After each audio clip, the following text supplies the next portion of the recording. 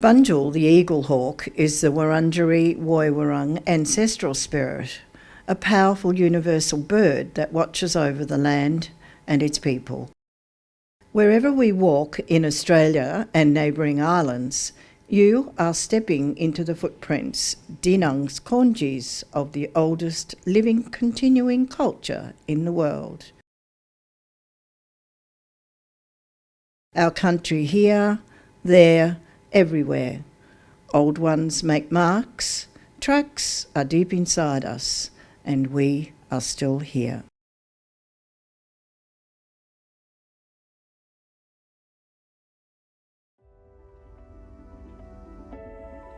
Ladies and gentlemen, welcome to the 2021 Peter Crimmins Medal. Tonight we are coming together virtually for the second year in a row to crown our best and fairest player for season 2021.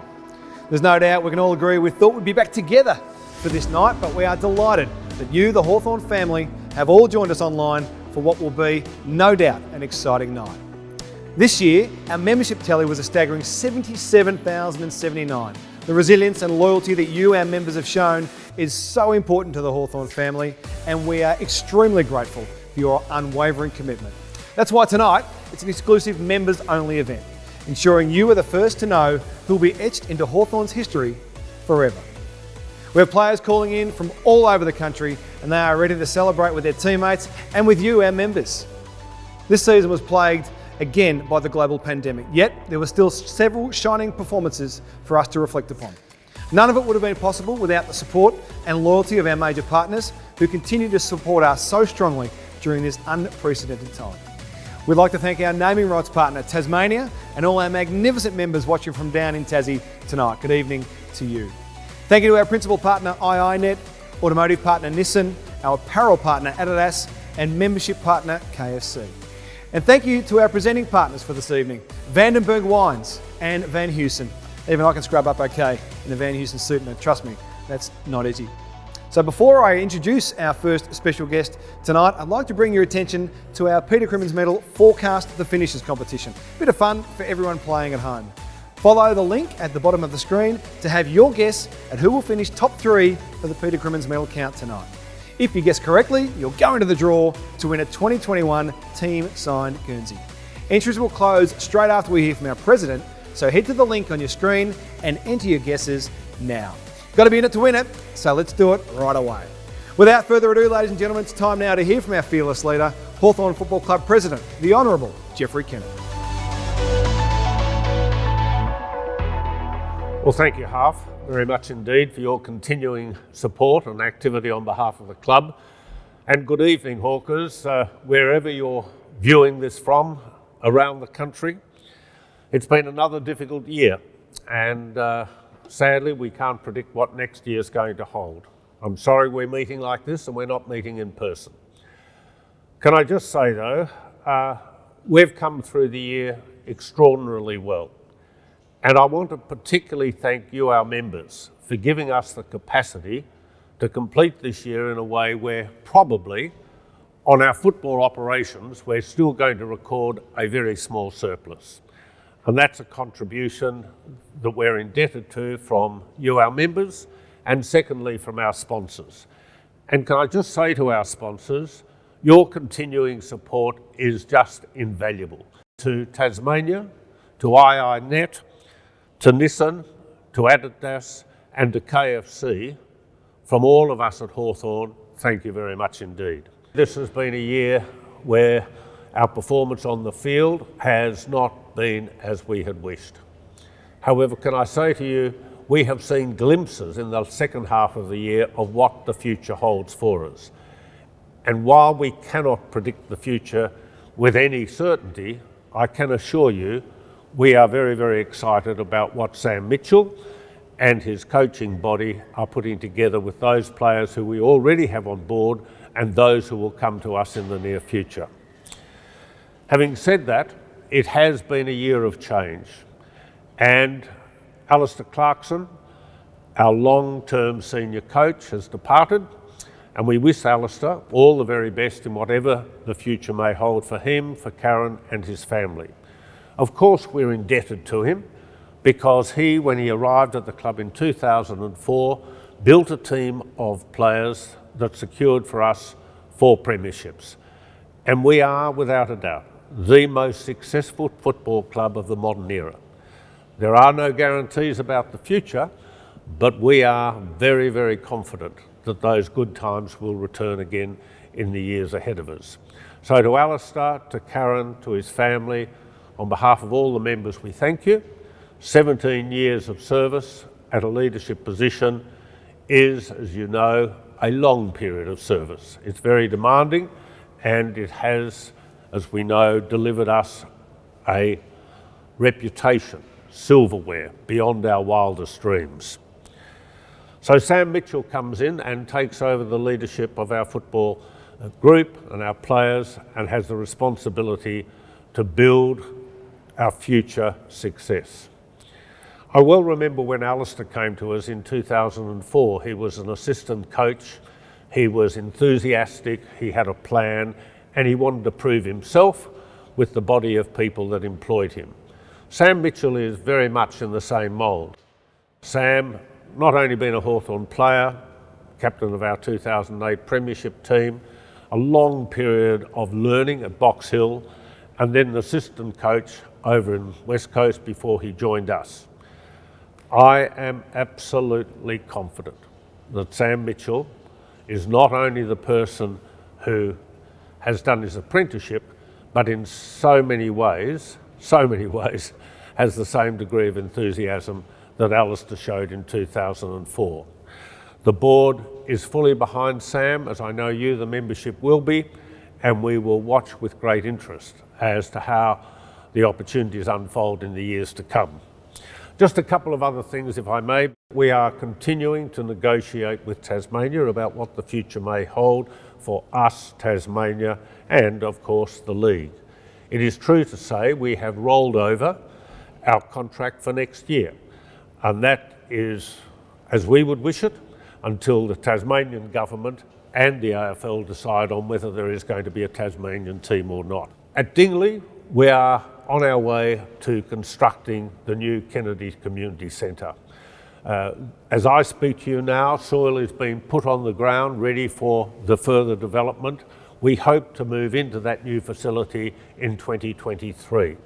Again, it's a wonderful facility, and we will be the only club within the AFL who owns its own premises. Every other club exists on either government or council land. Again, this is an investment for our long-term security, and I'm sure when all of us get the opportunity of visiting it after its opening, you'll be terribly proud of what you are part of. The other aspect of the club that has changed this year is we have been given permission to enter the AFLW competition at the end of next year. So the AFLW competition is now changing. It's going to be played from November through till March before the men's season starts in March. So there will be another season of AFLWs commencing at the end of this year, and we will enter the competition at the end of next year. To our female players, to our girls, to our ladies, to our women, I know they're terribly excited. Under Beck Goddard, who is the coach, we have had a good year this year. We didn't achieve what we wanted to, but I tell you, the enthusiasm of the players is extraordinary. As we come to the end of this year, disappointing that we're under COVID rules, etc., but excited about what the future holds. And I really mean excited. Change, as we have witnessed this year, is not always easy. But I just leave you with the message that if you stand still in life, regardless of what you do, whether it's at football or in commerce or even at the family, if you stand still, you get overtaken. This club will not be overtaken. This club will be prepared to make the right decisions, run manageable risks in order to ensure that we continue as one of the senior clubs within the competition. That's all ahead of us, but it's built on a very, very sound foundation. So again, can I thank our membership? Can I thank you all around the country for your continuing support? To the members of our administration, to my colleagues on the board, to those in charge of our football department, we conclude this year confident, proud, passionate. I can only hope that when we hold the Peter Crimmins Medal next year, we'll be able to do so with many of you in the same room at a location somewhere. God only knows where. For now, I thank you again. Have a wonderful night.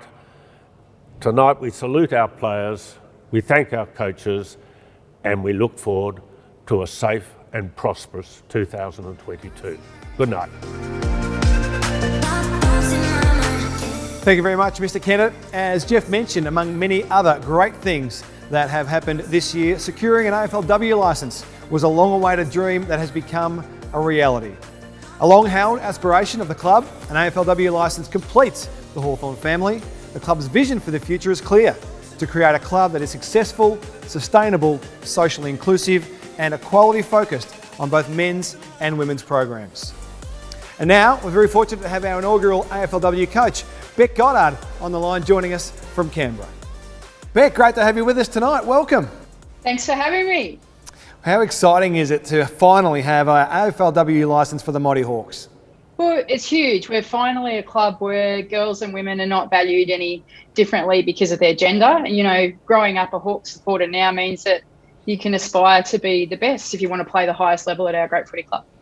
You mentioned growing up and girls playing footy. Historically, it's been tough through the pathway. You know that better than certainly I do. But the past few years, we've seen the AFLW. Now we've got Hawthorn getting a licence. What does it mean for those girls now? It's just huge. I think actually, you know, there'll be a reconsideration of a few players' priorities that are already in the system. We know there's a couple of really good ones that have been mad Hawk supporters over the years. So we'll see what happens when we finally come in and get to build our list. But, you know, for me, that's how much I love Hawthorn. And so to be in this very privileged position now where I get to be a part of setting the foundations, where we want our club to be where the grass is green. It will be greener at Hawthorn, and that's what we're going to set up. So, Beck, everyone loves green grass, no more than me, so don't worry about that. But what's the preparation like between now and the start of the season 2022? What do you do? What happens? Well, Half, you know as well as anybody else, there's heaps to do. And I suppose the first thing is to be really brave and aggressive with our list management approach. We weren't born to follow. I guess the good thing about coming late to a party is that you have the ability to see everything and know what's worked to create a good time. And so that building that list and being really aggressive with that and finding players who aren't just content with being drafted, who actually want to be part of the club and feel privileged to be there and hunt for that win. That's what we're going to be looking for. Well, it's a very exciting time for everyone, but particularly the Hawthorn Footy Club with a licence in the AFLW. You leading the charge is magnificent. Good luck to you, and thanks for joining us tonight. Thanks for having me. Okay, time to have a look at the highlights of our men's season now and see who jumped out of the blocks in the first 5 rounds of the Peter Crimmins Medal. G'day guys, Sam Mitchell here. Before we start our round by round highlights, let's have a quick look at how players score votes for the Peter Crimmins Medal. Votes for the 2021 Peter Crimmins Medal were awarded by the coaching panel after each home and away match. A maximum of 16 votes can be accumulated by a player after the voting cards were submitted using the following grading system. 3 votes to the best player or players on the ground, 2 votes for a good game, and 1 vote for a player who beat their opponent. On rare occasions, a player or players may receive 4 votes for an exceptional game, and there is no restriction on the number of players who receive votes in a match. Now let's get into the season highlights. Round 1. Hawthorn's season started in idyllic fashion in the eyes of fans as the Hawks toppled rivals Essendon by a solitary point, trailing by as much as 39 points. An 8-goal third quarter saw the brown and gold tsunami overcome a Bombers outfit that managed just 3 second-half goals. In addition to the win, the brown and gold faithful were delighted by the inclusion of 3 debutants in Jacob Kasitsky, Tyler Brockman and Connor Downey. Following a promising debut season in 2020, Will Day kept up his good form in the season opener with his 28 possession outing, seeing him amongst the top vote getters. But it was Tom Mitchell who started the season brilliantly, posting a perfect 16-vote performance. O'Brien grasps the moment, gives it a thorough shake. Hawthorn back in front. Round 2.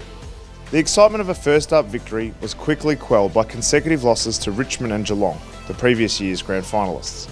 Defender Blake Hardwick, runner-up in the 2018 Peter Crimmins Medal count, emerged as an early frontrunner through this period, being the only Hawk to earn double-digit vote tallies in each game of the opening fortnight.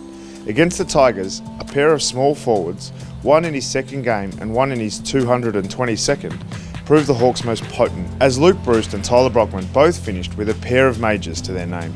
But a slow start that saw the Hawks trail by 21 points at the first break ultimately proved the buffer between the two sides for the duration of the game, as Richmond led by 23 at halftime, 23 at the last change, and then 29 by the final siren. For Jacob Kasitsky, 2018 National Draft, pick 52. He was a defender, now he's a forward, and he's kicked his first goal in AFL footy. Well done, young man. Round 3. A crowd in excess of 50,000 people, weren't they the days? Watched the following week's clash with Geelong, which saw the Hawks challenge their arch rivals right till the end. A 4-1 final term in favour of Hawthorn would have given the Cats an almighty fright, but sadly the Cats held on by 5 points. Up against one of the best midfields in the competition, a career-high 13 clearances from Jaeger O'Meara was something to behold. Round 4. A trip to Perth to face the Dockers in round 4, followed by an unrewarded gallant effort against early season ladder leaders Melbourne, continued a somewhat grim month for the Hawks. One man who was proving a shining light for the brown and gold was Changquoth Jath. Having played just 7 games prior to this season, the man affectionately known as CJ averaged just shy of 24 touches through the first 4 appearances of the 2021 campaign. Round 5. With an early lead at the first break, Hawks fans were seeing signs of a potential upset, but the Demons showed their class as they slowly gained momentum. Our 4-goal opening quarter only doubled for the remainder of the match, while the D's added 13. With a late difference of only 4 points, the brown and gold were within reach, but Melbourne rallied and walked away in the final term to win by 50 points.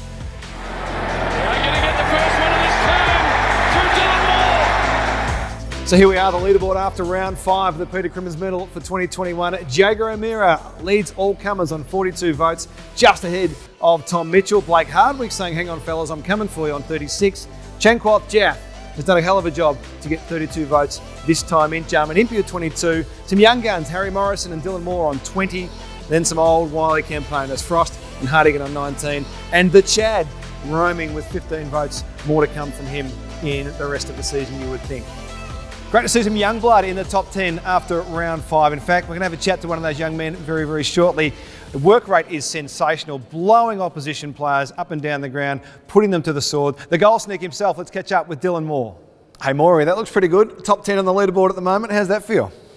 Yeah, it feels a little bit different than previous years. I guess, compared to last year and the 2 before that, I guess I'm pretty proud to be up here now, and a bit different than the last previous years, and that's about it. Yeah, progressing forward, mate, that's the way to go. It's been a big year for you. It's been a breakout year for you. How have you assessed your performance this season?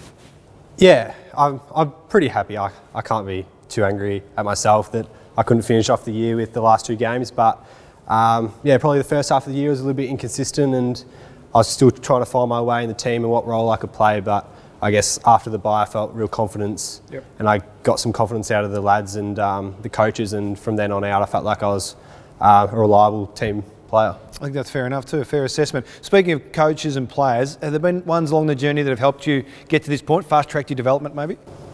Yeah, certainly, especially this pre-season, I guess. Craig McRae came in as our forward line coach, and straight away kind of gelled with him, and he gave me great confidence to just back myself in and play to my strengths, and that was probably something I needed to hear, because I was probably worried about my weaknesses too much. Now I could get in the side rather than what I'm good at, and he kind of just said, your work rate's your strength, just keep utilising that.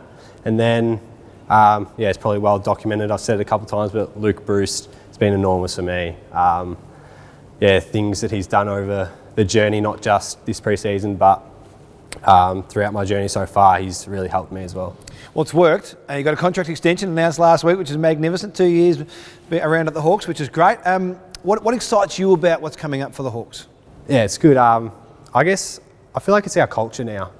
We didn't probably get the wins on the board this year, but I feel like in the background, everyone's really confident that we're heading in the right direction. And yeah, I feel like we've got a really good culture now that we just want to play finals footy. So I think that excites me the most, that everyone's here for one goal, and that's to play finals. So hopefully we can get there pretty soon, hopefully next year, but yeah, we'll wait and see. A few more Dylan Moore snags, we'll get there, mate. Well done on a great year, and thanks for being with us tonight.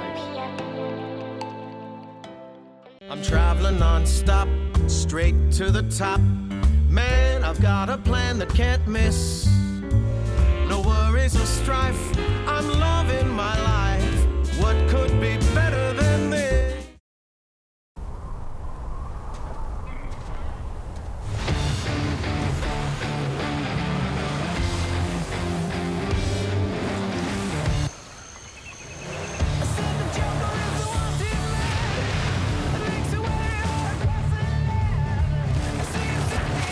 Travel the whole world of Australia in the ute that can go absolutely anywhere. The Nissan Navara.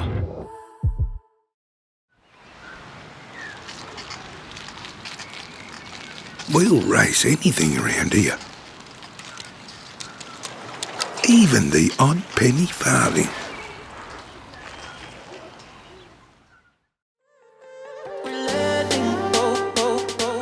Hawthorn's youngsters have certainly been getting some amazing runs on the board this season, and it wouldn't be possible without the strength of the Box Hill Hawks. The Box Hill Hawks had a great year with 8 wins out of 10, finishing 3rd on the ladder. Unfortunately, their final series was recently cancelled due to the government restrictions. However, we are still excited to be able to celebrate their great year under the leadership of Hawthorn's newly appointed coach, Sam Mitchell. You can tune into the Cole Austin Trophy next Thursday night to see who will take out their medal tally. Our VFLW team were able to achieve 5 wins from 14 games this season, unfortunately not making the finals. However, the deep pool of talent coupled with the experienced leadership of the coaching panel points to a competitive side in future seasons. The team celebrated their best and fairest last week with Tamara Luke taking out the #1 spot. Hawthorn is proud to also have incredible athletes across our blind, wheelchair and netball teams. Our blind team were ready and raring to go at the start of their season after 5 new players joined the squad at the beginning of the year. With the season commencing in June, the team was only able to get 2 games under their belt before the season was paused. Our wheelchair team also took to the field for the first time since 2019. The list was able to grow to 18 players with the introduction of a development league. Their season kicked off in May, allowing them to also get just 2 games played before their season was put on hold. A netball team was able to get 11 rounds before the remaining games were cancelled.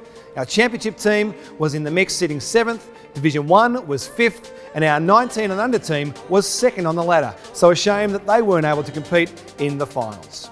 Let's hope all of our teams can be back playing full seasons in 2022. So let's get back to the Peter Crimmins count for 2021. We'll pick it up from round 6 with some highlights and see what happened in the next month of football. Hello everyone, Chris Newman here. I've drawn the short straw and I'm going to take you through rounds 6 to 11. Round 6. Jaeger's fast start went to another level again the following week as the Hawks finally got themselves back on the winners list with an edge-of-your-seat 3-point win over Adelaide in Launceston. O'Meara polled top votes on the day with 14, but it was young forward Jacob Kasitsky who caught Hawks' hearts most as he enjoyed a coming-out party on the AFL stage with 5 goals to his name. The confidence from this breakout performance saw Cozzy poll in each game for the following month. Kasitsky back of the pack, Hawthorn well and truly alive, and Kasitsky's got 5. Round 7. The news wasn't so great for the team as it plummeted down the ladder again on the back of 5 consecutive losses. Emerson Jecker's outstanding VFL form was rewarded with an AFL call-up in round 7 against the Saints, though in his first AFL experience sadly won't be remembered with a win, as a scoreless opening quarter by the Hawks proved symbolic of the night ahead. Round 8. Hawthorn again failed to register a major in the first term of its round 8 clash with West Coast, although in a bizarre twist, nor did the Eagles. The slow start made history, being the first goalless opening quarter at the MCG in 50 years. This piece of history was about the extent of the talking points from the Hawks' perspective on the day as Adam Simpson's side prevailed by 38 points. Not a bad spot to hit with the kick, and Lewis got up there and got Round 9. The wretched run continued for the Hawks the following week as they granted the last place Kangaroos their first win of the season. Blake Hardwick could hold his head high with 28 disposals and a career-high 11 rebound 50s. But apart from that, it was a forgettable day for the boys in the brown and gold.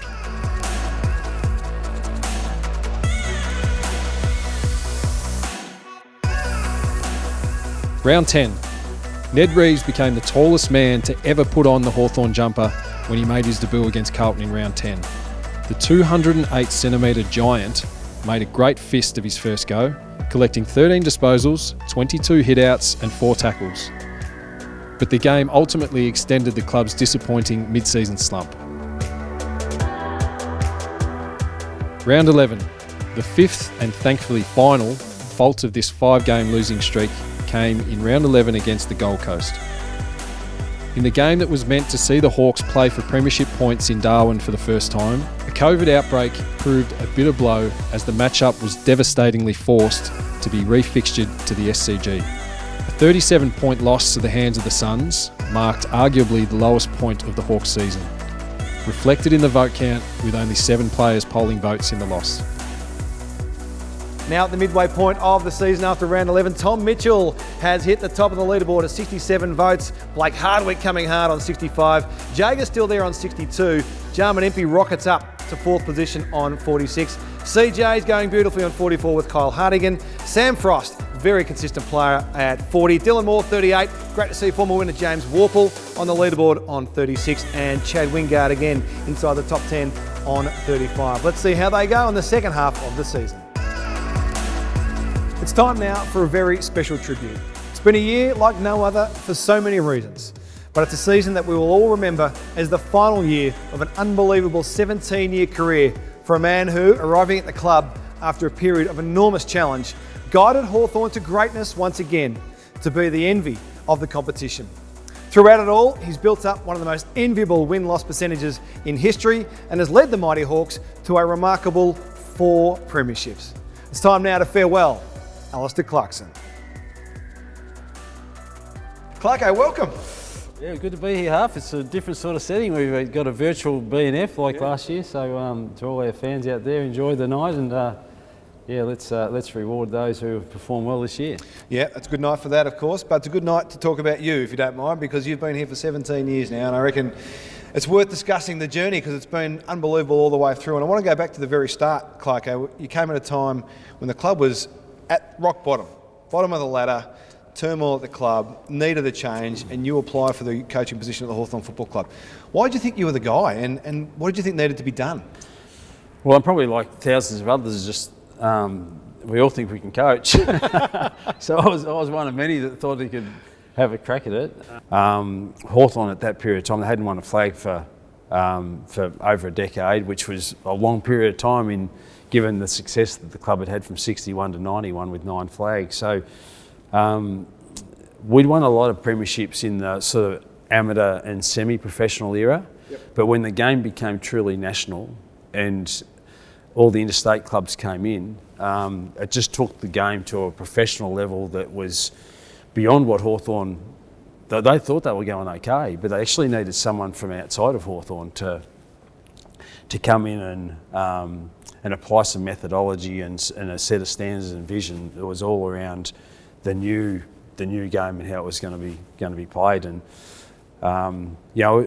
probably it took the support of Jason Dunstall more than any and the board, but particularly Jason, who said, "Listen, we think we can't dismiss the candidates that are old Hawthorn, but if there is a candidate out there that can convince us that there's a new journey forward for us, then we think we'll go down that path." And of several other candidates, I was the one that they selected. So it was a clear vision on what we needed to do in the modern game to get ourselves back up the ladder and compete seriously for silverware again. And we knew it was going to be a hard journey, but we also knew that we weren't going to blink. We were going to stay aligned from board level through administration to coaching to the playing group. So the foundation of that side, we talk about Kokoda a lot with your reign here at Hawthorn. 6 times you've done it. You started the first tour, I think, when you first got here. What was the premise behind that? Why did that become a part of it? You know, courage, endurance, mateship and sacrifice are the 4 pillars. Yeah, I was really fortunate COVID has come in half to stop me going there seventh time. Listen, that's a really important part of the fabric of our footy club. For want of a better spot, why not take our guys to Kokoda? It was a significant campaign in the history of our military. It was right on the doorstep of Australia, but it also, you needed to rely on your mates, you needed to endure, you needed to sacrifice, and you needed, obviously, if you're risking your life, you needed to have enormous courage. And they became the flagship pillars of our footy club for a period of time, and they still endure to this day. And they were very, very important for us being able to tie ourselves to something that was important. It's an important part of Australian history. There wasn't a story that was well told. Use it as a means to finding out who we were as a group of people and to commit to one another to bring this footy club back to where it needed to be to compete for silverware. You mentioned these 3 guys before, Roughead, Franklin and Lewis, the 2004 draft. When they came to the club, did you know the impact they would have and what they would help create in the next 15 years?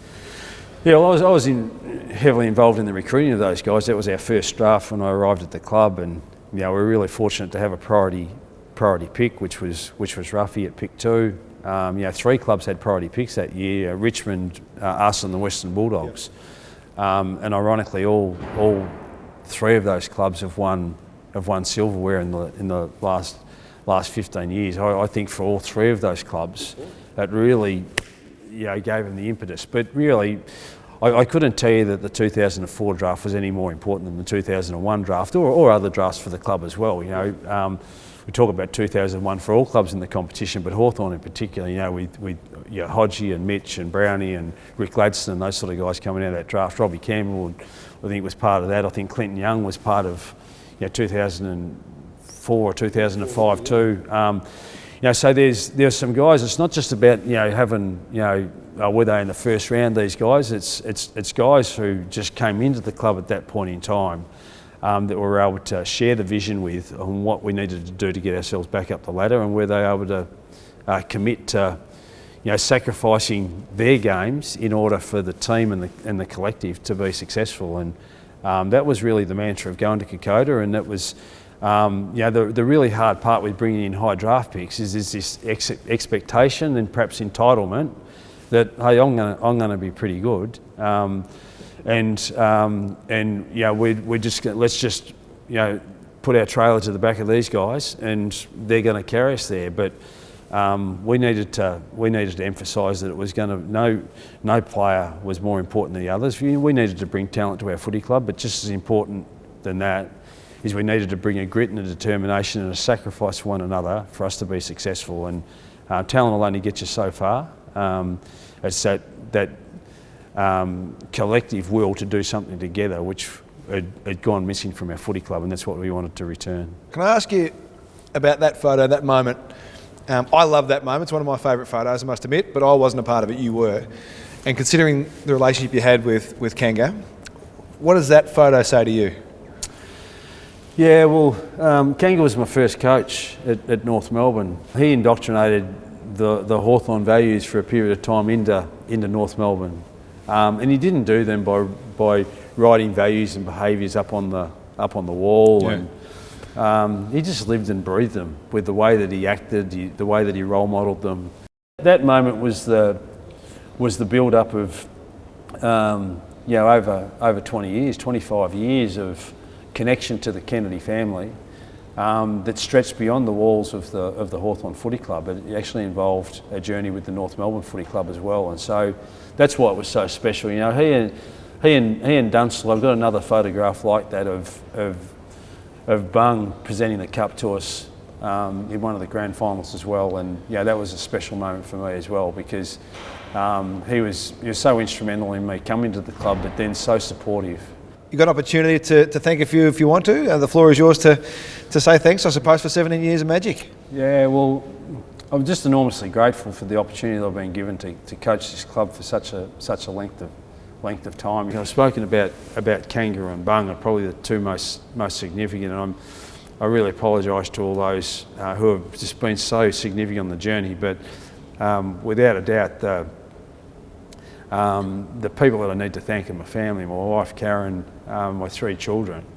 You know, if you embrace Hawthorn, Hawthorn embrace you. It was all about family, with a family club, and that just suited us down to a T. But it was going to be that we needed to do this together, and we're going to be all in it together. And even though she's not on the payroll at this footy club, you know, she's been just as significant to the fortunes of this club as what I have been. You know, she's helped me, you know, through the hard times and the good times, but she's also given me unbelievable advice. She's been hard on me when she's needed to be hard on me, and she's given me a cuddle when I've needed to be consoled. And you know, right through the journey, she's been the backbone to this footy club. Strangely enough, all the plaudits and credit will come to the visual side of it, that they can see Clarkson, they can see Hodge, they can see Burgoyne. So it's the Lauren Hodges in the background, it's the Amy Burgoynes in the background, it's the Karen Clarkson in the background, it's the Nikki McAvoys in the background. You know, there's so many partners of these players that have just been so instrumental in being able to live the values that great man's been able to indoctrinate in our footy club, you know, 50 or 60 years ago. Well, I think everyone watching tonight wants to thank Karen and the family as well, because they've allowed you to be a part of this journey in this club and resetting it for 17 years. And you'll go down as one of the all-time greats, Clarke. It's been an amazing ride. It's been great to be a part of it as a fan, as a past player, to watch it all unfold and see the club get back to where it is and has been under your reign. So all we can say to you, and I get the chance to do it tonight, which is nice, is thank you. Good on you, Half. All Good on this, you. Mate. Cheers. Now tonight's not just about announcing our Peter Crimmins medalist, we're acknowledging the valuable contribution and achievements of the other Hawks players as well. The next crop of awards have been decided upon by the coaching group, so let's get to it. Hey everyone, I'm Andy Otten, and I've got the pleasure of awarding the best first year player. This player made the switch in the pre-season from defence to the forward line, and he's willing to compete each contest. Was a standout year. He won the NAB Rising Star this year after kicking 5 goals against Adelaide. The best first year player, Jacob Kasitsky.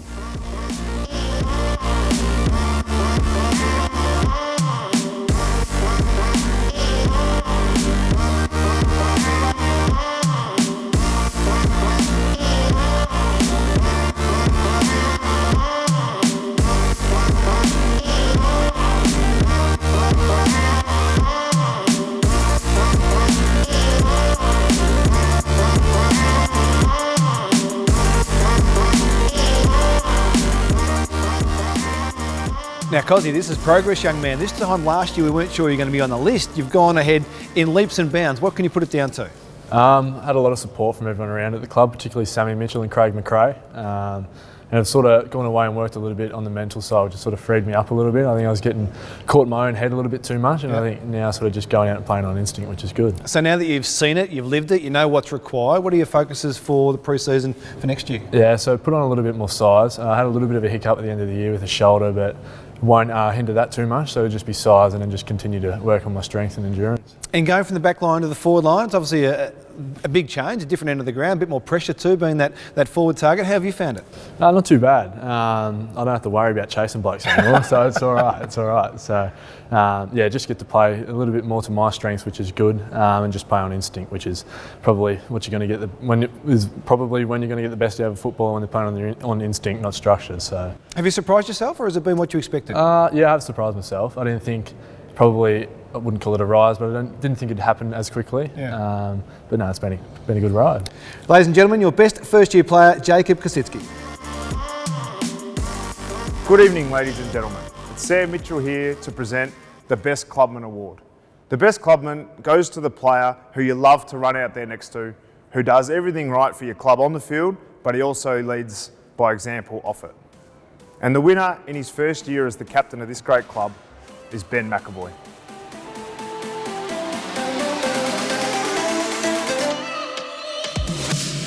Took a little off, but now McAvoy who's drifted forward to make it 3 in 3 minutes. Here's good McAvoy. That's a good option if you want to go long. The big boy's as good as anyone in the air.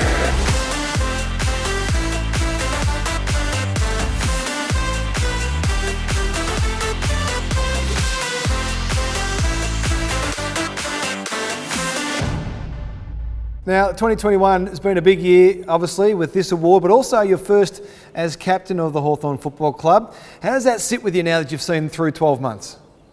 Yeah, look, it's been a significant 12 months, mate. I knew it would be a challenge when I was lucky enough to take the role on, but not in my wildest dreams would I have imagined everything that got on this year. So, yeah, look, I'm really proud of the way I've applied myself to it, and still so humbled to have the opportunity. So, yeah, look, like I said, there's been a lot going on in the last 12 months, but it's been a great challenge for me personally. There's not many better awards in footy clubs, I don't reckon, than Best Clubman Award. It means everyone respects and admires you for all the work you do on field, but also the way you bring things together off the field as well. How do you sit with that? Oh, look, it's really nice recognition, mate. This club's been so amazing to me. I've had so many wonderful opportunities over my 8 years here. And so, yeah, look, it's a really nice little sort of pat on the back that, you know, the hard work that I'm putting into, you know, to try and leave this club in a better place when my time comes.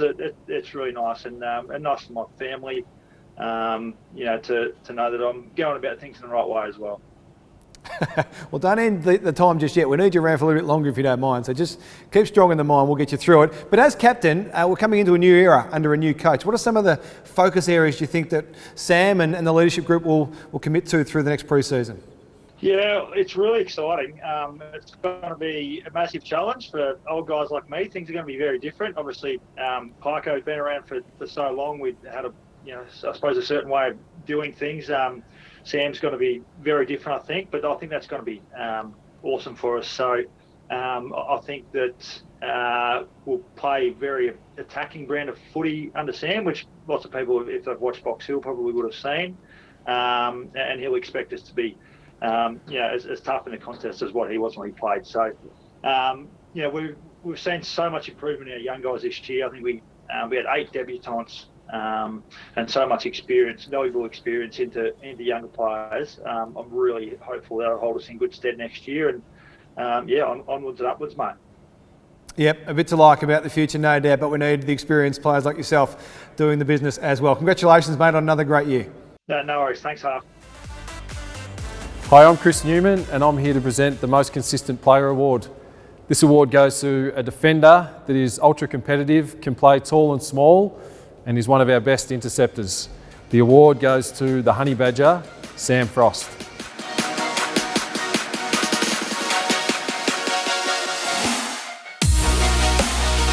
Burchell at the back, Frost kills it.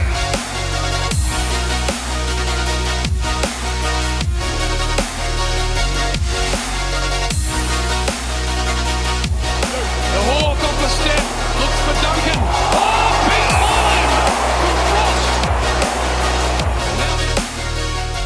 Frosty, congratulations, mate. A fantastic year. 10 years into the system now, arguably your best year.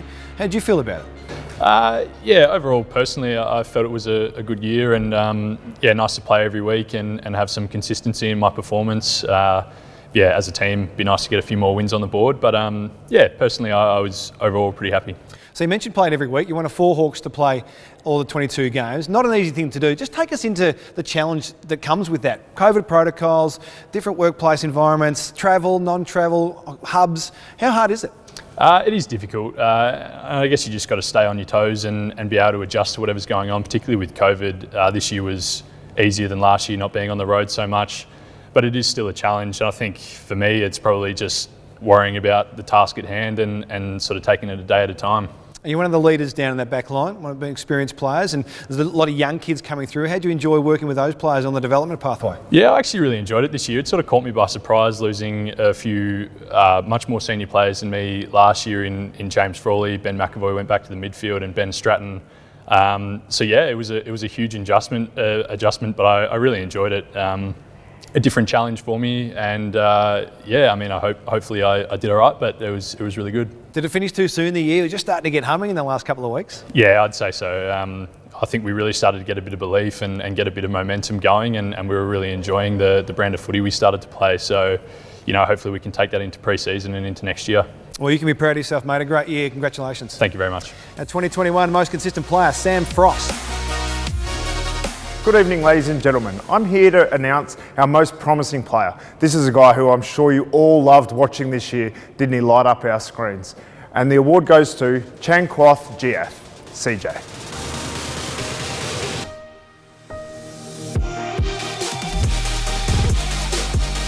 Giath, dance step inside, delightful. Will he go all the way? They can't catch him. Goes to the pocket. Giath and Scholl. Giath still about to pounce, and he goes. He collected it like it was a shake through the drive-through. Off he goes. Runs his full measure. CJ, amazing stuff, mate. Well done. Thank you. How did you see your year? I mean, you've had a breakout year from my perspective, and a lot of Hawthorn fans' perspective. You've had a breakout year. I'm sure there's been a lot to it, but how have you found it?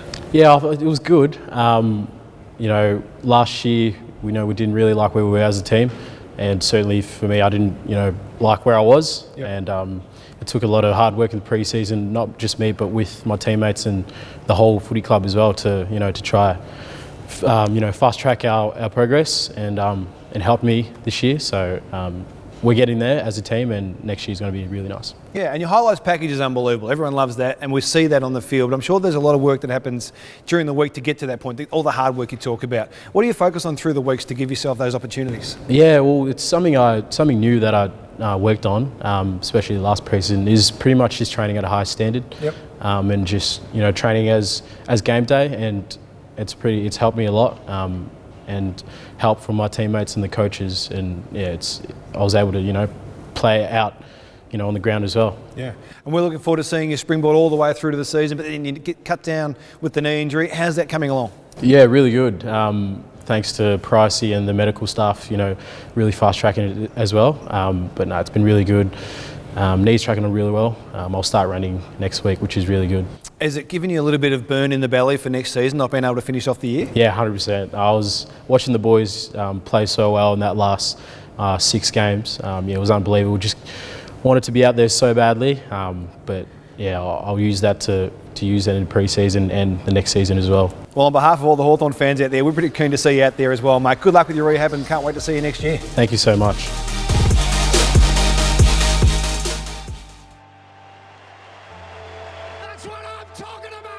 Greatness can only be achieved in life by taking that first small step.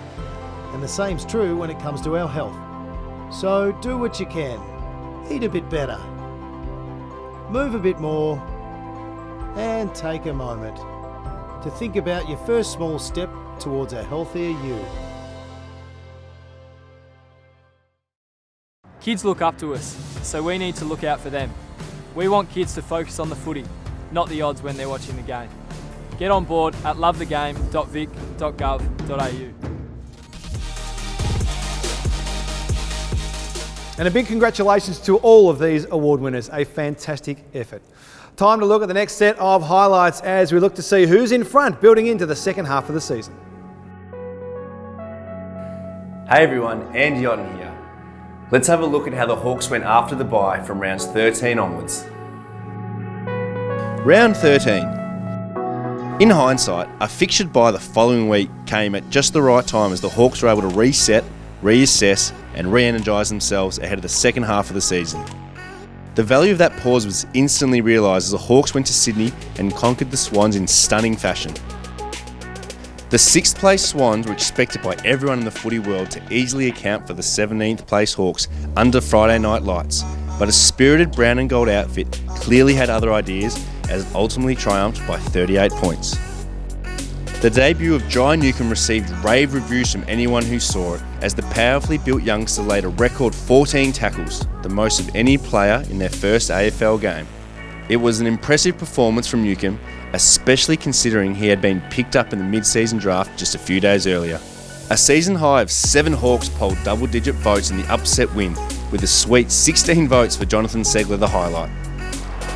And sneaks that through, so Hawthorn get a fast start. Round 14. In round 14, the Hawks hosted Essendon in Tassie for the first time in the rivalry's history. This round saw Lachie Bramwell get the nod for his first AFL game after he was picked up by the Hawks in the pre-season supplementary period earlier in the year. Intent on avenging their loss to the Hawks in round 1, the Bombers proved ultimately too strong for the Hawks. With 3 goals to his name, Luke Bruce found himself amongst the top vote-getters. Round 15. The GWS Giants hosted the Hawks at the G the following week in a comical fixture quirk, but it was the visitors who looked most comfortable at the venue, spurred on by a spectacular debut game from the previous year's Pick 6 Denver Granger Brass, as the Hawks celebrated a hat-trick of debutants with 3 consecutive weeks of blooding new youth. Denver claimed a commendable 8 votes in Game 1, while fellow highly touted youngster Will Day shone most brightly as he became the 3rd Hawk to earn the perfect slate of 16 votes for his stunning 29 disposal performance. Round 16. Hawthorn and the entire football world stood up to applaud Sean Burgoyne in round 16 as the Hawks champion became just the 5th player in VFL-AFL history to play 400 games. As fate would have it, Silk reached the milestone in a game against Port Adelaide, where his 21-season journey all began back at the start of the millennium. Disappointingly, the side's performance was not quite fit for the occasion as the power flexed its muscles. Round 17. The next week wasn't much better either, as the Hawks lost their 3rd consecutive game at Launceston, this time at the hands of Fremantle. In addition to the disappointing result, Hawks fans were dealt with an extra blow as CJ succumbed to a knee injury that would end his breakout campaign prematurely. In footy though, with injury comes opportunity, and Lockie Bramble was quick to make the most of the recently vacated spot in the Hawks backline as he recorded a career-high 27 disposals against the Dockers. Round 18. On the back of 2 average showings, the Hawks almost surprised themselves with their round 18 result, as they drew with the top-of-the-table Melbourne. Tom Mitchell was best of field for the Hawks, with his 39 touches and a goal, enough to see him awarded 14 votes from the coaches. Another 3 goals from Punky Bruce also saw him take a climb up the leaderboard, while Bramble, in his 5th career game, continued to look increasingly comfortable at the level. All right, here it is after round 18, and Tom Mitchell's gone berserk, almost doubling his vote tally in this patch of the season, 123, with a comfortable lead now over Blake Hardwick and Jager O'Meara, who are still very strong in the top 3. CJ's hanging on at 79, Dylan Moore's doing good things on 75, Sam Frost reliable in that position on 69. Luke Bruce, some old stages stepping in. Bruce on 63, Warple 62, and then the old boys Shields and McAvoy rounding out the top 10 on 56 votes. So the top 3, pretty stable at the moment. One of the great things about the Hawks this year has been the injection of fresh talent out there on the field. And one young man has taken all before him. A pre-season draft selection, played 10 games. Boy, I wish I had his speed. Let's talk to Lockie Bramble and see how he's going. It's a couple of big weeks. Lockie, great to have a chat to you. It's been an amazing year. You're one of the stories of footy for the year, I reckon. You start at Box Hill, get drafted midway through the year, and you played 10 games. How the hell did that happen? Yeah, to be honest, I'm not too sure. It's all a bit of a whirlwind for me. It's just awesome to come down to this club and get an opportunity like I did, and I guess took it with both hands after a few injuries early. And yeah, stayed in the side, which was really nice. And my word, you did. And you came in as a midfielder, and then you just find your way to the back line playing off half back. How'd you find that move? Yeah, with a few injuries going down in the backs, we sort of needed some run and dash because those players sort of went out. So yeah, they asked me to go down back and give them a chop out, and yeah, it was probably challenging at the start. I haven't really played too much defence, but found it nice going in there and getting a bit of the ball, so that was good. Have you been pinching yourself as to what this year's done for you and where you've come from and now where you are? Yeah, with a couple of weeks off now, I've had time to reflect, and yeah, it's just crazy how quick the year's gone and what's happened. So I never thought I'd be here, and yeah, glad it happened. It's not just 1 year. You just signed a deal for 2 more years at the Hawks. I mean, it's an amazing opportunity. You've worked your backside off for us. How's it feel to be a part of this family now? Yeah, it's really good. Bit of relief as well. I've always wanted to do it as I was a little kid, so yeah, to sign another 2-year deal is just unbelievable, and love this footy club, love the boys. We're building something really special here and looking forward to being a part of it. Good luck to you, young man. Great to see you in action this year. Thanks, mate. Appreciate it. Sadly, over the past 12 months, the club has lost a number of very special members of the Hawthorn family. We said goodbye to one of our legends, Graham Arthur. Graham embodied the Hawthorn Football Club's values and was renowned for his ability to stand up in times of need. The bigger the occasion, the better Mort played. He carries the title of being our first ever Premiership captain in 1961, but his contribution to the brown and gold runs much deeper than his amazing on-field achievements. Graham went on to work in both the club's marketing department and the social club, following his playing career and his coaching career. He was a favourite for all. We'd like to take this opportunity to say thank you for the service and contribution and pay tribute to those we've lost. Let's take a moment to remember and acknowledge the passing of our Hawthorn greats.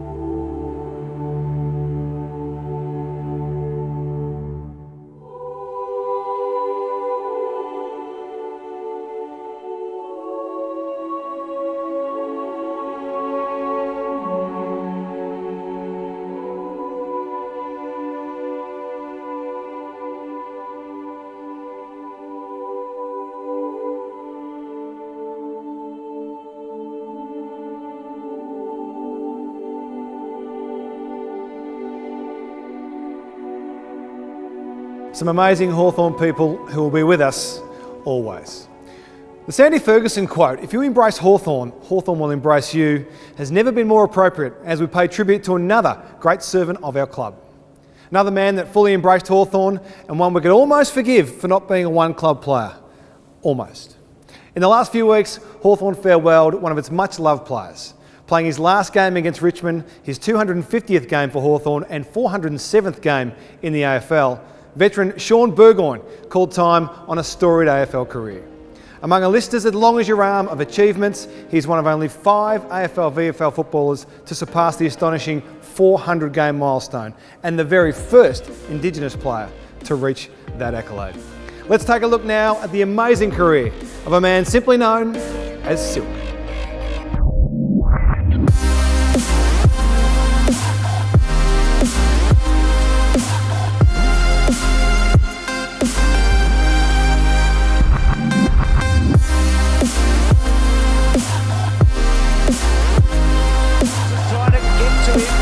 Kick Burgoyne. Can he make something happen here, surely? He might. He does.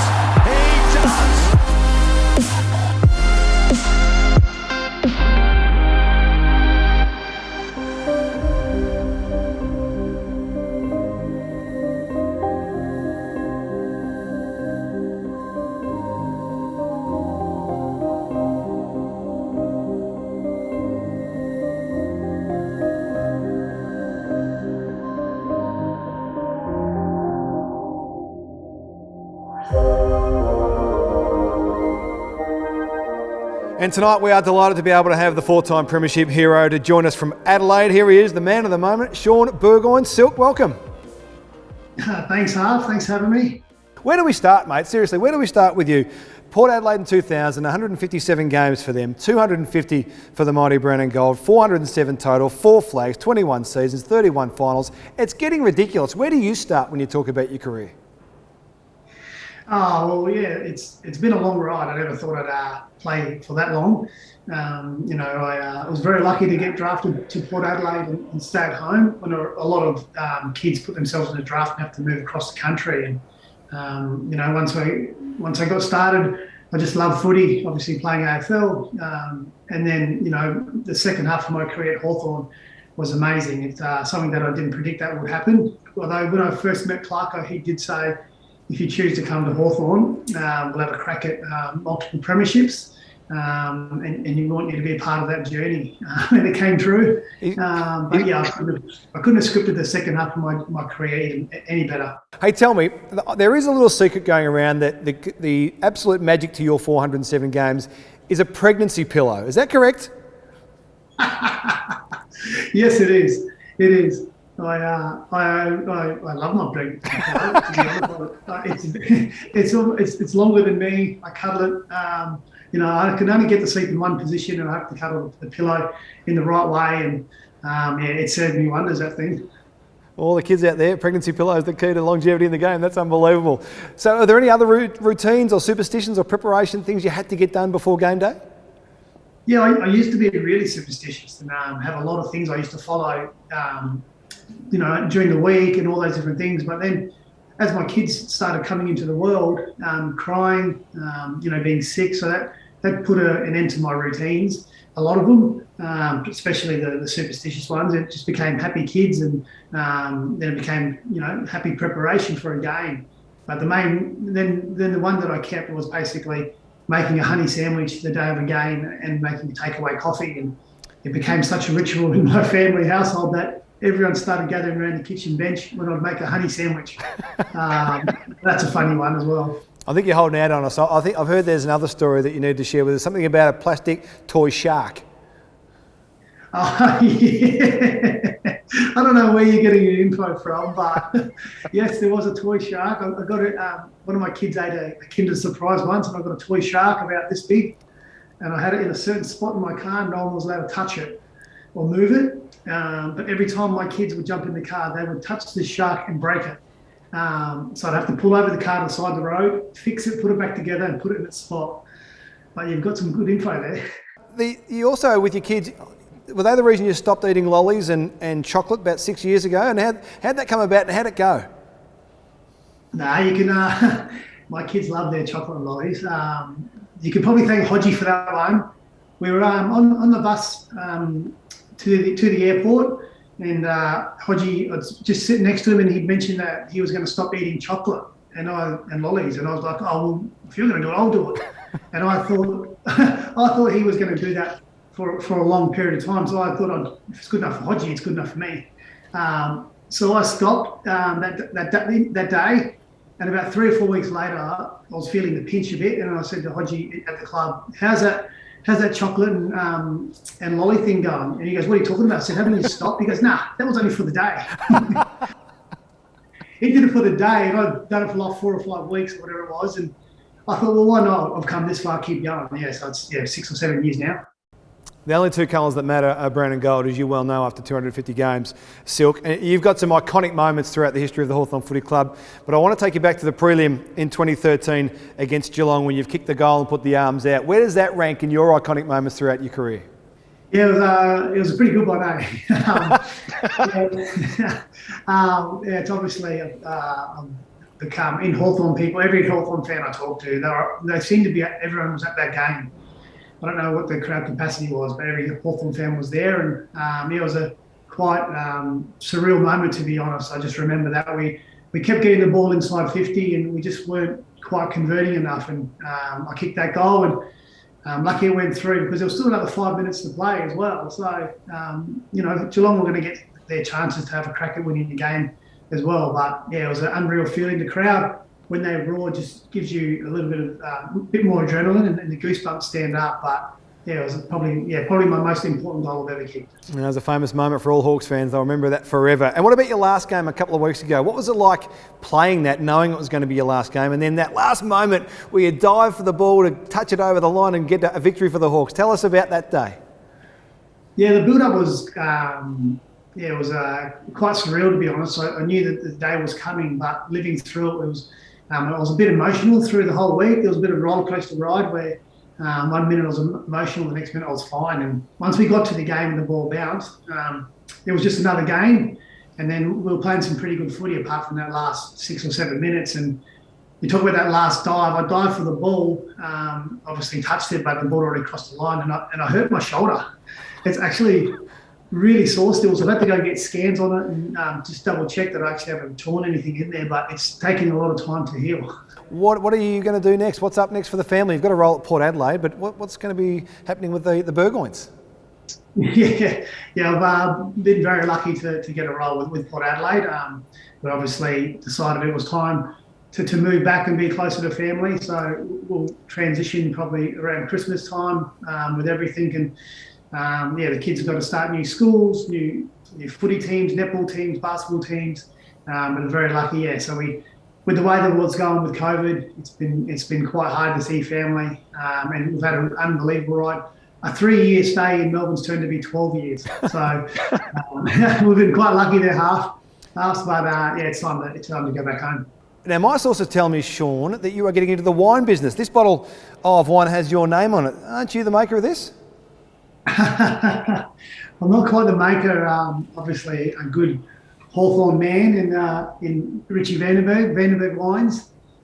Decided to collaborate with him to make a special limited edition wine for my 400th, and it smells pretty good. It tastes pretty good too. So, he's done a really good job. So Hawthorn, I think Hawthorn fans have seen that on sale, but he's done a real good job, Vanders has. Well, if you don't mind, I think we should all get a bottle of this fine red wine. You can see the details on the screen if you'd like to purchase your very own. And Silk has actually signed a few bottles. So if you purchase a dozen, you get your own signed bottle thrown in. Silk, it's been an absolute pleasure being a part of your journey here in the Brown and Gold, mate. It's great to have you a part of our history of our club. I'm sure you've got some people you'd like to thank for their part along the way. No worries there. Thanks, Half. There's obviously a lot of people I'd like to thank. I've said a few over the past few weeks, but first and foremost, thank you to the Hawthorn Footy Club for getting me over into end of 2009, 2010. Peter Bequee was the doctor who looked at my scans of my knee and gave me the okay to come across. So big thank you to Peter.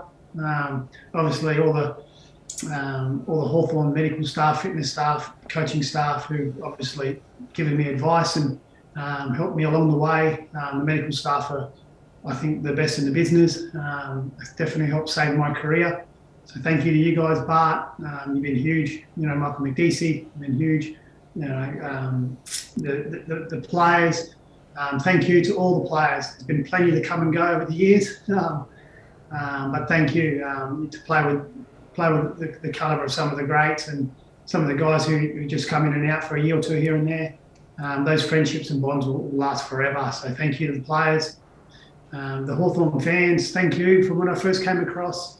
You guys accepted me into the Hawthorn family, accepted my wife and kids as well. And I felt nothing but love and appreciation from all of you guys. So thank you. To obviously Port Adelaide as well. They obviously drafted me and nurtured me for 9 years, and the players, coaching staff, medical staff there as well. Thank you. Obviously to my family, my parents, and obviously put me on the straight and narrow as a kid. Thank you. My in-laws, Greg and Julie, and Rachel and Luke, and Aaron and Tracy for always coming over and supporting us, giving us all the support we've needed over the entire years. And that means a lot to us. And lastly, thank you to my wife, Amy, and my kids. They're the reason why I play footy, to be a good dad and a good husband, and they've been a part of the journey, and they've kept me going. Even this year it was hard to tell my kids that I was going to wind up and retire. They wanted me to keep going, but yeah, it's great that we've been able to create some memories with those guys, and hopefully they pass those out to their kids and their grandkids at some stage as well. So thank you to Amy and my kids, and thank you to everyone else. A big support cast for a big star. We appreciate everything you've done, mate. Congratulations on everything you've achieved. Good luck in the future, and we'll raise a glass, ladies and gentlemen, to Sean Burgoyne. What a phenomenal career. 407 games, 4 premierships, 21 years, 35 finals. There's not much he didn't do. What a legacy Sean Burgoyne leaves. Time now for us, though, to get to the last set of highlights for season 2021. Let's have a look. Round 19. Dylan Moore's 25 touches and a goal were essentially the sole shining light for the Hawks the following week against the Crows, as Hawthorn was left to continue to seek that elusive drought-breaking win. Round 20. With the Lions desperately clinging to the hope of a top 4 spot as they ventured down to Tasmania to face Hawthorn in round 20, not too many footy pundits were giving the 17th place Hawks much of a look in. Even after the Hawks burst out to a 4-goal lead at the first change, the reservations were likely still there. In fact, they probably remained there until 3/4 time, when Hawthorn led by a whopping 53 points. Ironically, that's when things started to get a little rocky for the Hawks, as they managed just 1 goal to the Lions' 8 in the final term. Hawthorn managed to hold on in the end, but we're glad the game didn't go for a couple more minutes. With 35 disposals, 11 tackles, 9 inside 50s and 8 clearances to his name, it's fair to say Jaeger O'Meara earned every bit of the 15 votes that came his way in round 20.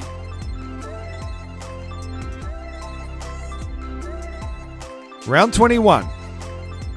It took till round 21, But it was worth the wait as the Hawks recorded their first consecutive weeks of wins of the season with a victory over Collingwood.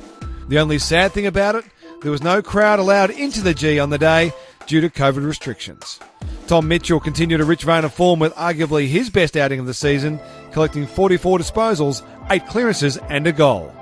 Playing his 100th AFL game, Blake Hardwick was once again a solid contributor with 28 touches to his name. Round 22. Not too dissimilar to the challenge they found ahead of them a fortnight earlier against the Lions, the Hawks again ventured down to Launceston to take on a top 4 hopeful, this time the Bulldogs. A slow but steady start by Hawthorn saw the hosts take a handy 9-point lead into the main break, but it was after half-time that the Hawks truly proved their mettle. They allowed the Dogs just 3 second-half goals, all coming in a 4-minute block early in the third quarter, while the Brown and Gold kicked 6 of their own. Fueled most notably by a career-best performance from Daniel Howe, who recorded 34 touches and a goal, it was a victory that symbolised the growth of Hawthorn over the course of the season as they were able to contain a finals contender for the bulk of the game. Round 23. For our final match of 2021, we faced the Tigers in an empty MCG. With a promising start, the Hawks looked like the fairy tale ending would see the side finish with its 8th win. Brockman slotted 3 and Wingard performed strongly in the middle and pushed up forward with 2 goals of his own. O'Meara, Nash and McAvoy were impressive in the midfield. We led by 31 points during the final term, but the Tigers fought back, and despite a lunge from the great Sean Burgoyne, the Tigers levelled the scores with seconds to spare. As the siren rang out, we had our second draw of the season, a first in the club's history. Flanked by both teams, Sean Burgoyne and Alistair Clarkson walked off the field together for the final time.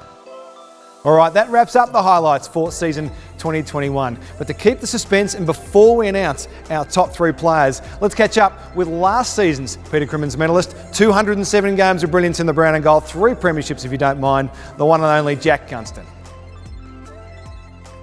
Gunner, it's great to have you with us. Now, you won this thing last year. You're a Peter Crimmins medalist. Just for the benefit of whoever takes out the medal tonight, what's it feel like? Yeah, well, for me it was a little bit of a shock. It probably wasn't something I ever aspired to win. I wanted to play good footy and good footy for a whole season. But yeah, last year sort of caught me off guard a little bit and a little bit embarrassed. I think I look back sort of through the years where we played some good footy and had some great players and they didn't actually get to take one home. And yeah, for me to have one, it's great, and it's just a great reward for, I guess, the sacrifices and the effort that whoever this year's winner would have put in.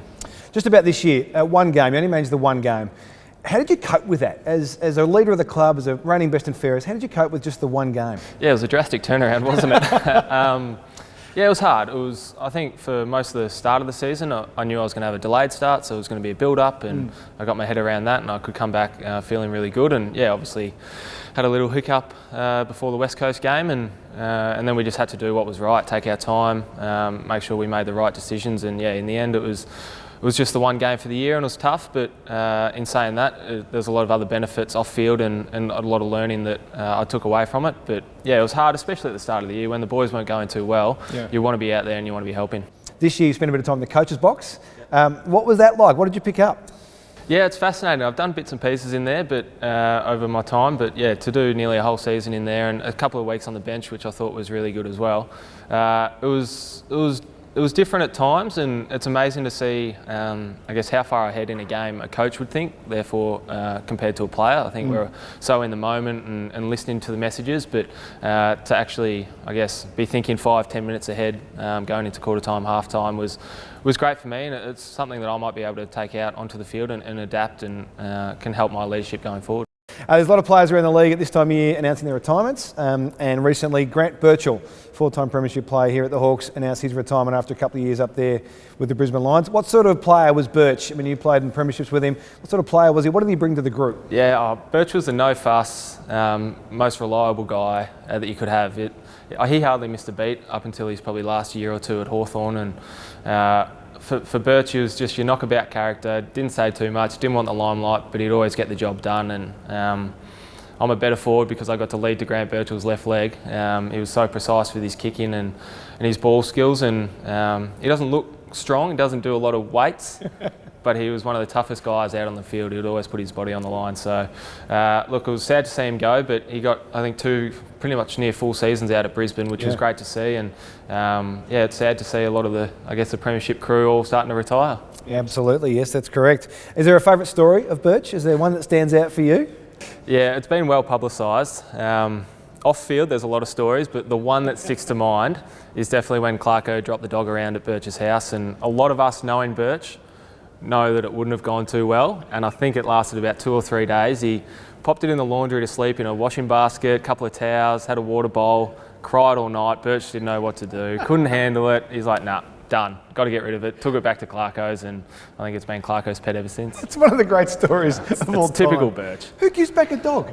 He couldn't. It's cute. It was puppy, cute, looking good, but it's not for Burch. Brilliant. Can't wait to see you back out there on the field next year. Good luck. No worries, thanks, Alf. Jack Gunston, he's a reigning Peter Crimmins medalist, and after this, we'll crown this year's Peter Crimmins medalist for Hawthorn. He saw the beauty in the oceans and the vision to save them. I want plastic to be gone. He saw possibilities to turn plastics into products that become flags of hope and inspire a new generation to see possibilities to end plastic waste. Together. Come on! I know you can do this. And I know we can make a world a better place. Let's get ridiculous now. It's free to be happy.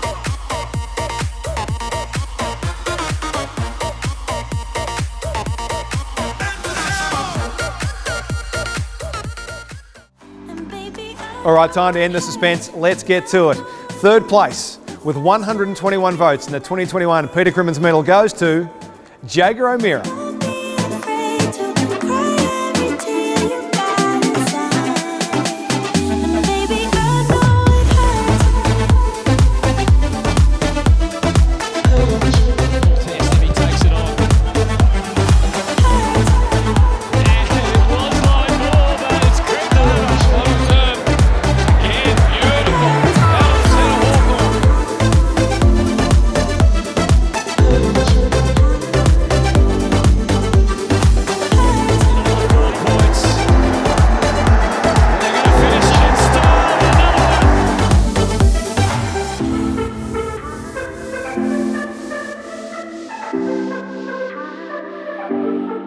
Dialing in all the way from his hometown of Perth. Jager, congratulations on third spot.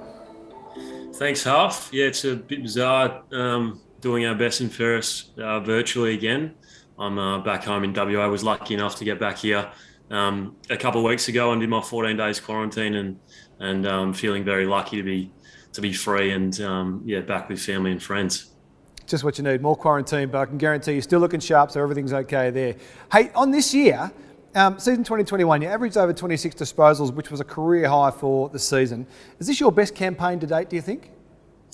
I think some of the games that I've played have probably been the best games that I've played in my career. I think I've still had some inconsistencies throughout the season where I haven't been able to impact games the way I'd like to, but I feel like I've had a reasonably strong campaign, and some of my better games this year have been my best games throughout my career. And speaking about your consistency, when you came to the club all those years ago, there was question marks about your body and whether or not it was going to be able to withstand the rigours of AFL footy. You've played 72 of 83 games, which says you're really durable, but really consistent with your ability to get out there each week. Are you confident that that is now a thing of the past, that those issues are now a thing of the past? Yeah, definitely those knee issues are a thing of the past. I've still had to manage my knee throughout the season and in the off-season and pre-seasons, but I think every year that I've been at the club, I've unfortunately missed 1, 2, 3 or 4 games. I think in my first year I missed 12 games, but I'm definitely a lot more confident in my body. I've had a few issues this year where I got knocked out and had to miss 2 matches. I was fortunate enough that one of those matches was our bye, so I only ended up missing one with the head knock, but missed a couple more with some groin and hip issues. But touch wood, the knee's holding up pretty well. Yeah, that's great to hear. And this year, whilst we didn't probably get as many wins as you and the fans would like, there's still a lot of bright spots along the way. What stood out for you? What excites you about what's coming? We were really inconsistent in the first part of the year, but I think since the bye, we managed to beat some really good teams and, getting some games into our younger players and now those guys have played 10, 15, 20 30 games, they're only going to get better and get more belief the more that they've played. So I think in the second half of the year, you saw that come to fruition, and we had some young guys come into the team and play some really good, strong footy for us. And just that confidence and belief in those younger guys certainly helped us in the back half of the year. I reckon having someone out there like you might help those guys along as well. You've had a great year, mate. Who would you like to thank? Yeah, thanks, Alf. I think the first person I'd like to thank is Clarke and his family. They've been at the club for 16 years now, and Clarke was the first one to give me a call to try and get me across to the Hawks, and I can't thank him enough for that. Originally, I said no to taking his call because I wasn't sure what I wanted to do, but he called me anyway, which I'm really grateful for now. And yeah, he's probably the one I want to thank the most. I'd like to thank Bolts, who was our midfield coach this year, who I worked with really closely. My teammates, can't thank them for enough. I enjoy coming into the club every day, and especially this year when we've been locked down for most of the year, but to be able to come into the club and see them every day has put a smile on my face. And to my family and my partner Tori, she's been based in WA but managed to spend a fair bit of time in Melbourne this year and had to do a fair bit of flying with some uncertainty with flights and border closures and all that stuff. So those are the people I want to thank, and thank you for a great year, and hopefully we can go better next year. Congratulations, Jager. A fantastic 5th season at the club. All right, it's time to announce our runner-up in the 2021 Peter Crimmins Medal. On 126 votes, the runner-up is Blake Hardwick.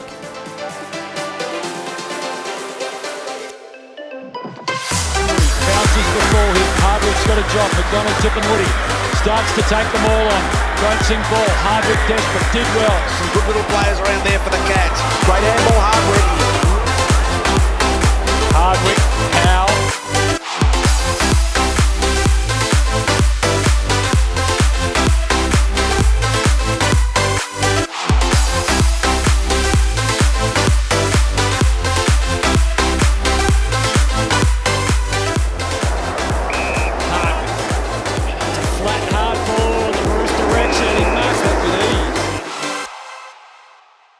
Congratulations, Blake. Second position in the Peter Crimmins Medal for 2021. An outstanding year on the field. How does it feel? Yeah, it feels pretty good. Obviously, it's a big award, and I'm pretty honoured to win something like that. And yeah, it makes you feel pretty good. But hopefully, we can have a better performance next year on the field as a team. Well, I'm sure all the Hawks fans are hoping for that as well. You've had a great year yourself, and looking from afar, I'm not sure if there's any merit to this or not. You seem to take your leadership to a new level this year, particularly in the back half. Ben Stratton not there, James Frawley not there. Was that a focus for you through the season? I guess it's always something I get feedback from the coaches to try and improve that area of my game, and I think it more just happened naturally throughout the back line, being a younger group now. And myself just becoming a bit more comfortable amongst those boys, being closer with those boys, and I'm not much of a younger guy now, so I have to step up in that role, and I think that just happened naturally. You're not exactly old, so there's plenty of time left, and what we've seen now is 2 second position finishes in the Peter Crimmins Medal, playing as a defender. You came to us as a forward. Is there any chance we'll see you up there anytime soon? I don't know about that. I haven't really looked back since moving to the back line after my first year when Clarke told me I was moving back. I haven't thought about it too much, to be honest, but who knows what Sam's got in store, so who knows, we'll see what happens. He's always got something up his sleeve, Mitch, don't worry about that. Everyone loves a snag, mate, so make sure you get one of those in next year. I'm sure you've had a lot of people help you through the journey. I'll leave you to say a few thank yous. Yeah, I guess first of all, thanks to the players and the coaches for the opportunity I get each week to run out and enjoy my work life with those guys. So I couldn't ask for a better bunch of boys and a better bunch of coaches to enjoy this journey with. And also, thanks to the fans who have stuck with us through the last couple of years, especially where they can't come to the games and all that. So their support is much needed, and thanks to them for all that. And thanks to my family, I guess, for the ongoing support that they give me every year, I guess, with this life we live with footy. It has its ups and downs. So, thanks to them for all that. Congratulations, Blake. Another magnificent year in the famous number 15 at the Hawthorn Football Club. Gives me great pleasure now to be joined by Gwen Crimmins, Crimo's wife Gwen's been presenting the medal to the players every year as the best and fairest. Crimmins family is a part of the fabric of the Hawthorn family. It's great to have Gwenny with us. Over to you. Thanks, Daniel. Sorry we can't be there together on this special night for the Crimmins family. It's great to see so many young players coming through. Congratulations to everyone that have won awards so far. Now back to you to announce the winner of the Peter Crimmins Medal. Good on you, Gwen, and thanks for being a part of the evening. And thank you and the entire Crimmins family. All right, everyone, time for the moment we've all been waiting for. I think you might have worked out how it might look, but let's congratulate together on 161 votes, clearly in front, your best and fairest and 2021 Peter Crimmins medalist for the third time, Tom Mitchell.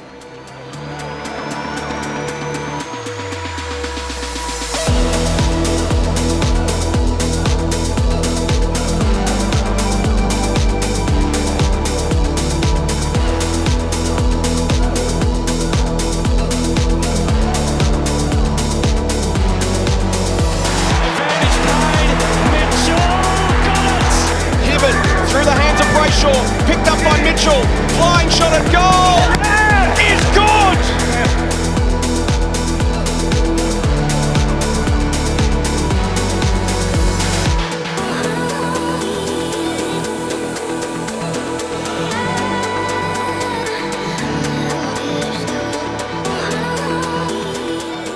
Mitch, congratulations, mate. Thank you, Half. Appreciate it.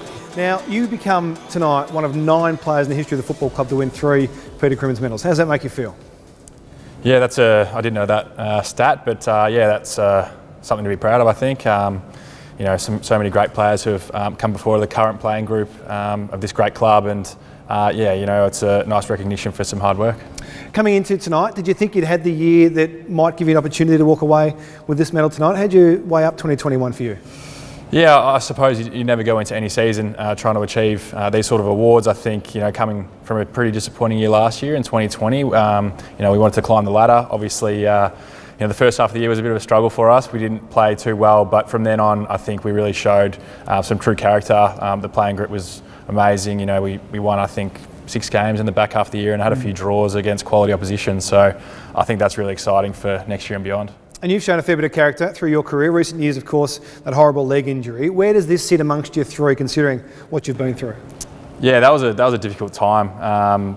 Yeah, I wouldn't have thought I would be standing here again, that's for sure. But yeah, I still have memories of going through that rehab, and you know, the medical team obviously did a great job in getting me back. But yeah, there was times, I think I was 9 months into my rehab of that, what ended up being about 18 months, and was still really sore just walking, let alone running, let alone playing footy. So yeah, that was hard, and yeah, I think to look back and know how far I've come since then is yeah, it's a really good something to be proud of again. Absolutely, you should be very, very proud. I'm sure there's plenty of people you'd like to thank who have helped you through the journey. Take it away. Thanks, Half. Yeah, so many people to thank. Apologies in advance when I do forget someone, because I'm sure I will. But firstly, just like to thank my teammates.